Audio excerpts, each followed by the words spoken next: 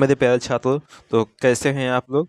उम्मीद करते हैं बहुत ही अच्छे होंगे, स्वस्थ होंगे और अपने पढ़ाई में व्यस्त होंगे।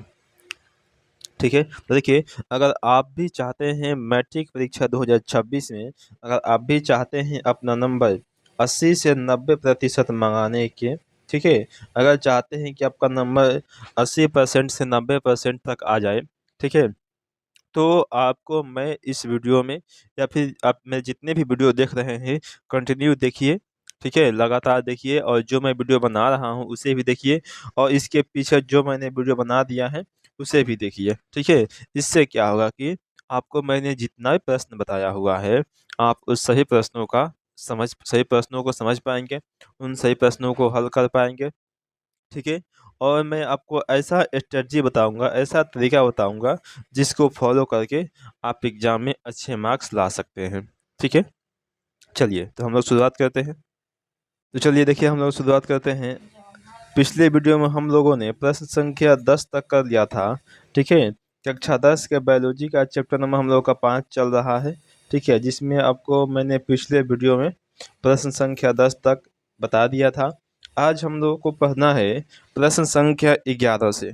ठीक है, तो 11 नंबर जो प्रश्न है, चलिए हम लोग इसको समझते हैं, जानते हैं। ठीक है, देखिए, मैं आपको जितना भी प्रश्न बता रहा हूँ या बताने जा रहा हूँ सभी के सभी एग्जाम ऑफ व्यू से बहुत ही मोस्ट मोस्ट इम्पोर्टेंट प्रश्न है। ठीक है, और आपको ये सारे प्रश्न डायरेक्ट आपको क्वेश्चन बैंक से भी लड़ेंगे। ठीक है, अगर आप मेरा वीडियो डेली देख लेते हैं, पढ़ लेते हैं, तो आपको क्वेश्चन बैंक पढ़ने की कोई आवश्यकता नहीं पड़ेगी। ठीक है, चल देखिए, हम लोग देखते हैं प्रश्न। प्रश्न है कि तंत्रिका ऊतक कैसे क्रिया करता है। कि जो तंत्रिका ऊतक है वह किस प्रकार से क्रिया करता है। चलिए हम लोग इसे समझते हैं। देखिए, उत्तर लिखेंगे कि तंत्रिका ऊतक तंत्रिका कोशिकाओं या न्यूरॉन के एक संगठित जाल का बना होता है। ठीक है, और यह सूचनाओं को विद्युत आयोग के द्वारा शरीर के एक भाग से दूसरे भाग तक संवहन करता है। देखिए, संवहन का मतलब है कि अरे यहाँ से लेकर के एक जगह से लेकर के दूसरी जगह तक पहुंचा देना। ठीक है, यानी कि विद्युत आवेग के द्वारा शरीर के एक भाग से ये कैसे करता है, तो विद्युत आवेग के द्वारा करता है। शरीर के किसी भी एक भाग से दूसरे भाग तक पहुंचाने का काम इसका है, तुरंत ही पहुंचा देता है। तंत्रिका ऊतक का काम यही होता है। ठीक है, कहाँ पहुंचाता है, तो ब्रेन के पास पहुंचाता है। जैसे मान लीजिए शरीर के किसी भी भाग में कुछ भी हलचल हो रहा है, जैसे बाहर से कुछ मान लो कहीं चोट लग गया, कुछ काट दिया, ठीक है, तो ये तुरंत दिमाग ब्रेन के पास पहुंचा देगा कि ऐसे ऐसे बात हुआ है। ठीक है, चलिए देखते हैं हम लोग। अगला प्रश्न है हमारे पास 12 नंबर का, है कि मधुमेह से आप क्या समझते हैं। ठीक है, जिसको मधुमेह को हम लोग जैसे डायबिटीज भी कहते हैं। ठीक है, आपको मधुमेह ना देखा हो सकता है कि आप एग्जाम में डायबिटीज दे देगा। ठीक है, मधुमेह कहिए या फिर डायबिटीज कहिए, या फिर जिसे हम लोग हिंदी ऐसे ऐसे बोलचाल की भाषा में कहते हैं कि चिनिया रोग। ठीक है, जिसे शुगर हो जाता है। ठीक है, एक ही बात है। चलिए इसको हम समझते हैं। रहेगा कि डायबिटीज मिलेटस, जिसे सामान्यतः मधुमेह कहा जाता है। ठीक है, जिसको सामान्यतः में मधुमेह कहा जाता है, उपापचय संबंधी बीमारियों का एक समूह है जिसमें लंबे समय तक उच्च रक्त शर्करा का स्तर होता है। यानी कि जो रक्त यानी कि ब्लड जो प्रेशर है, उच्च रक्त शर्करा, रक्त मतलब ब्लड, उच्च मतलब हाई। ठीक है, कि जो ब्लड प्रेशर है, जिसमें शर्करा का ब्लड जो प्रेशर है वो क्या होता है कि हाई हो जाता है, यानी कि बढ़ जाता है। तो जब बढ़ जाएगा तो क्या होगा कि आपका ब्लड प्रेशर हो जाएगा। ठीक है, यानी कि मधुमेह हो जाएगा आपको। चलिए आगे देखते हैं। अगला प्रश्न है हमारे पास 13 नंबर का, है कि मस्तिष्क का सचित्र वर्णन करें। देखिए, सचित्र वर्णन करने का मतलब है कि आपको उसमें लिखना भी है और चित्र भी बनाना है। ठीक है, तो चलिए हम लोग लिखते हैं। उत्तर लिखेंगे, मस्तिष्क इंसानों और जीव जंतुओं का सबसे महत्वपूर्ण, कोमल, अत्यंत संवेदनशील एवं सफेद अंग होता है। देखिए, जो मस्तिष्क है वह चाहे जानवर का हो या फिर किसी इंसान का हो। कहा यानी कि चाहे वो इंसान हो या फिर वो कोई जीव हो या फिर कोई वो जंतु हो, ठीक है। सबके लिए जो मस्तिष्क होता है वो बहुत ही कोमल और अत्यंत संवेदनशील और सफ़ेद अंग होता है, सबका सफ़ेद ही होता है, ठीक है। देखिए, यह खोपड़ी के मस्तिष्क गुहा यानी क्रेनियम भाग में स्थित होता है।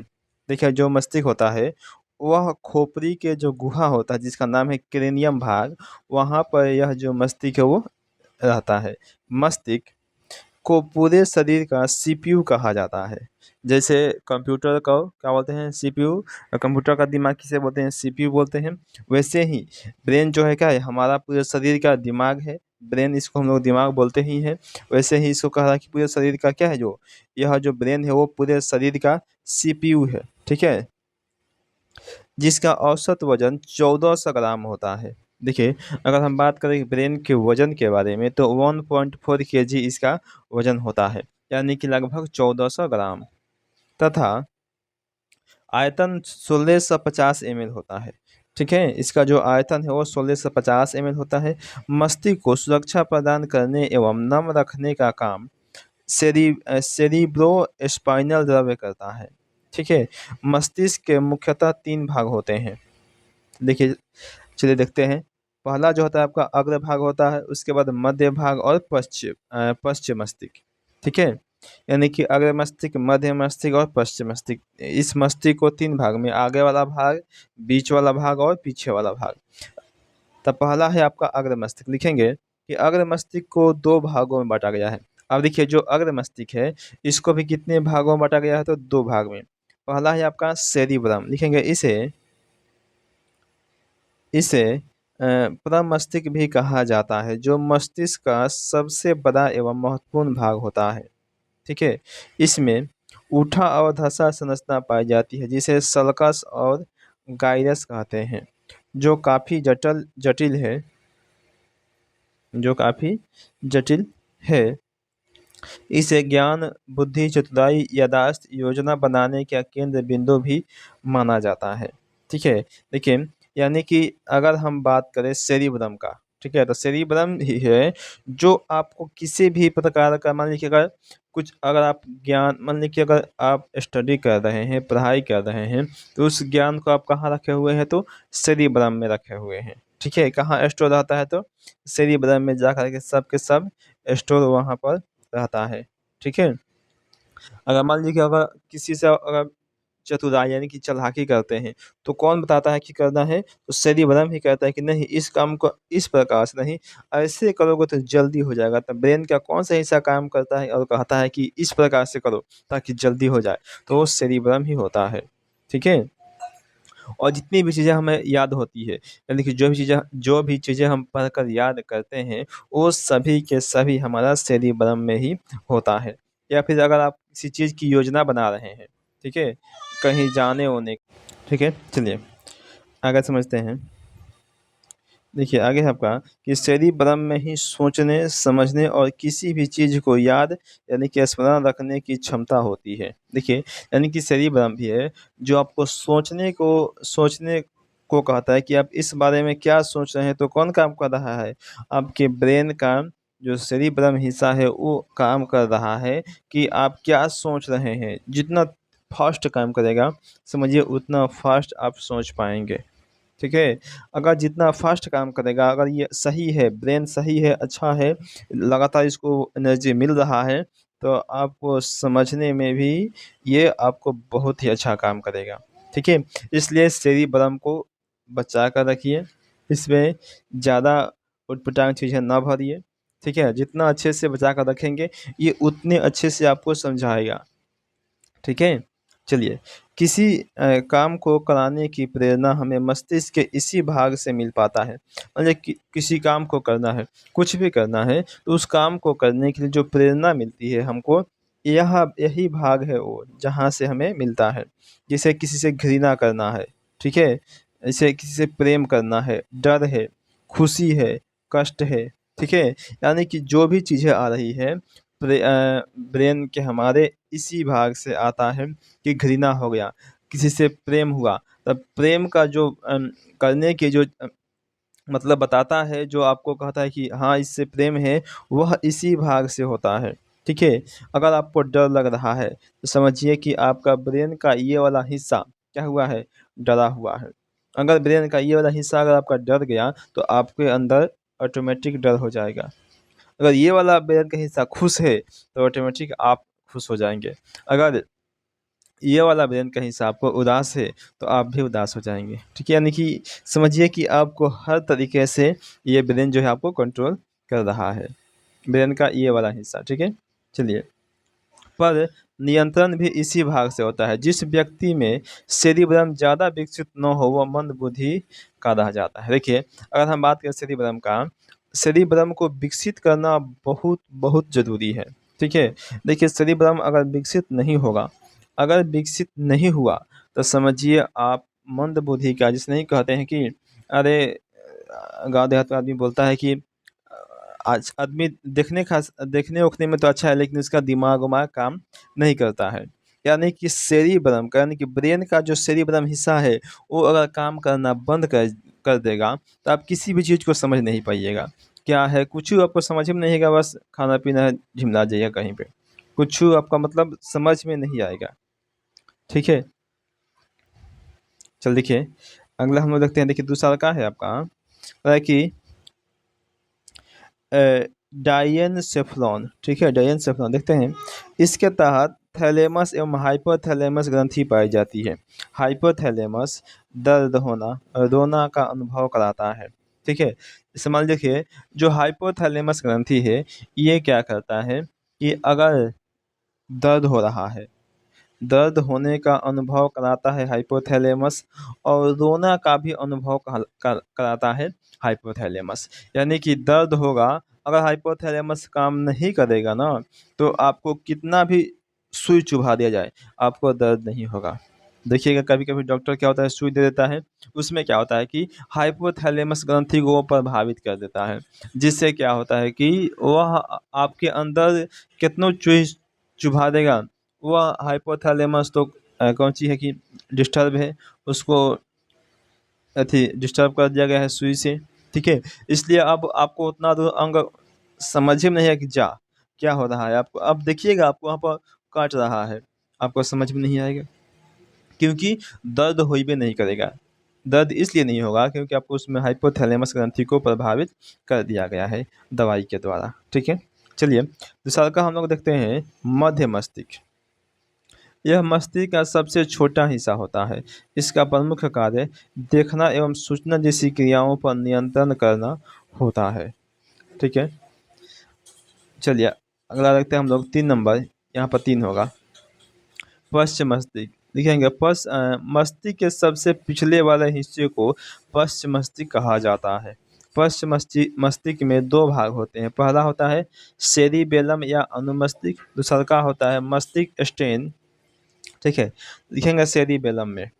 मस्तिष्क के इसी भाग से करना कोई व्यक्ति ठीक ढंग से खड़ा हो पाता है। ठीक है। तो देखिए कि यानी कि सेरिबेलम के सहायता से ही, यानी मस्तिष्क के इसी भाग से कोई व्यक्ति क्या होता है कि सही ढंग से खड़ा हो पाता है। अगर सेरिबेलम काम नहीं करेगा तो मस्तिष्क जो है, आप जो है सही से खड़ा नहीं हो पाते हैं। जैसे दारू वारू आदमी पीता है ना, वाइन पीता है, शराब जिसे पिएंगे, तो वो आपको जा करके डायरेक्ट ब्रेन के सेरिबेलम हिस्सा पर प्रभावित करता है। ठीक है। तो जब सेरिबेलम हिस्सा पर प्रभावित करेगा तो वह क्या करेगा कि आपका सेरिबेलम जैसे ही प्रभावित होगा तो वो भुला जाएगा कि हमको खड़ा कैसे होना है। तो आदमी झिमलाने लगता है इधर उधर, क्योंकि वह प्रभावित कर देता है जा करके आपके सेरिबेलम हिस्सा को। ठीक है। देखिए, ऐसी क्रियाओं का नियंत्रण भी पश्च मस्तिष्क का ही होता है। जैसे भूख लगना, प्यास, प्यास लगना, दिल का धड़कन। ठीक है। देखिए, यानी कि सेरिबेलम में ऐच्छिक क्रिया वैसे बोलते हैं जिस पर हमारा कंट्रोल ना हो। ऐच्छिक और अनैच्छिक आपको पढ़ाए थे। ठीक है। तो ऐच्छिक क्रिया वह क्रिया है जिस पर हमारा कोई कंट्रोल ना हो। जैसे मान लीजिए कि भूख लगना, अब भूख लगना ये तो हमारे कंट्रोल में नहीं है, एक कब भूख लग जाएगा इसकी कोई गारंटी नहीं है। ठीक है। प्यास लगना, ये भी हमारे कंट्रोल में नहीं है।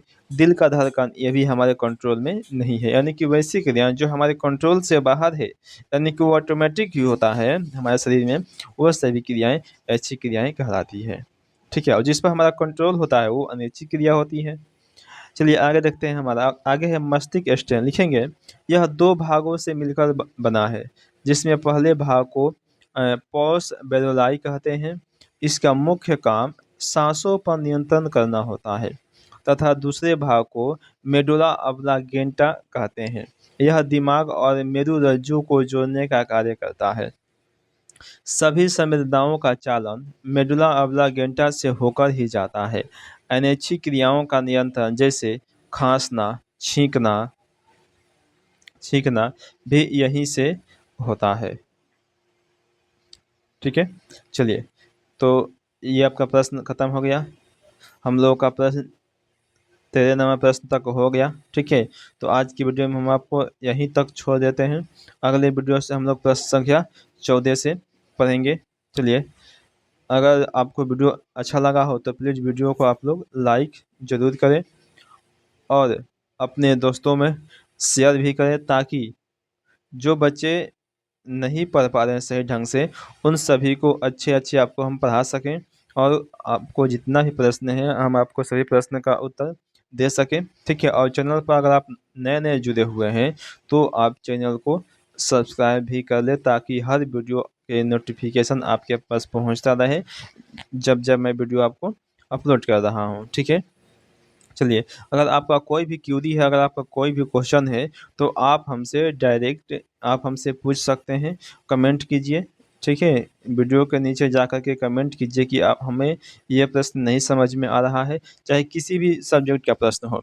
आपका फिजिक्स है, बायोलॉजी है, केमिस्ट्री है, चाहे हिंदी है या फिर मैथ है, ठीक है, संस्कृत है, किसी भी सब्जेक्ट का प्रश्न हो, आप हमसे कमेंट के माध्यम से पूछ सकते हैं। ठीक है, तो चलिए हम लोग अब मिलते हैं अगले वीडियो में।